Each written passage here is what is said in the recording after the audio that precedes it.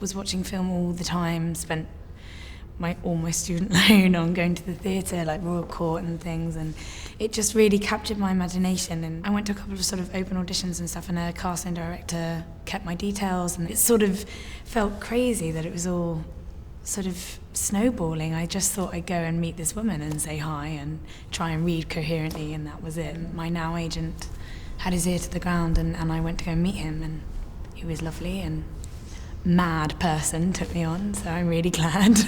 When you're playing a character, it's sort of, you just feel like them, you feel their emotions. If you're doing like the really emotional scene from Romeo and Juliet, and you feel like that, and you're two people on stage, and it feels like you're in love with them, and that's how it feels. And you don't notice what you're doing. It's only afterwards that you look back and go, oh, I did that right. Okay, cool, I didn't realise at the time, or whatever. And it's that sort of similar quality to sort of, eventually, when you're speaking, it feels, someone shouts cut, and it's wonderful when you almost snap back into reality, and you're like, oh, and the words have obviously come out of your mouth, which are from the script, but they feel like they're happening. You feel like you're having a conversation with someone. I suppose that performance side has always been there since I was very, very young. So my first proper sort of full-on working every day job was when I filmed Albatross. It just suddenly dawned on me, oh my God, I'm gonna make a film for 6 weeks. That's insane. Why the hell has anyone let me do that?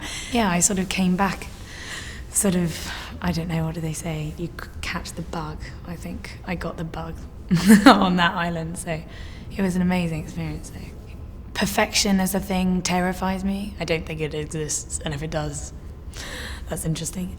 So I enjoy characters who are flawed, whether they know it or don't. But odd people, I don't like the idea of playing someone who's one tone and that's them, and just like a bitch or like clever or that. I don't know. Just I think no one is one thing. So I like to try and find characters that embody lots of different things.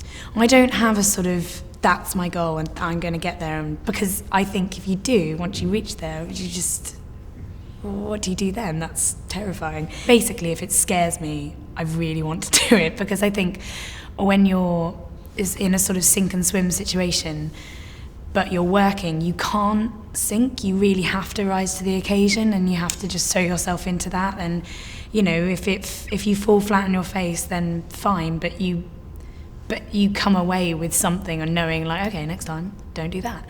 If it scares you that much or feels that impossible, you almost are freer, because you kind of think, well, surely you can't reach that moment, so you just throw your cares to the wind and just try something. Whilst there are those, well, sort of more notably, like sort of directors who do have a very certain visual style or way of doing things, I also think it is all about everyone coming together. It's sort of like a cake. If you miss out like the eggs, it's going to taste shit. So it's got to all work together, and sometimes I don't think you can pinpoint why, and I really like that.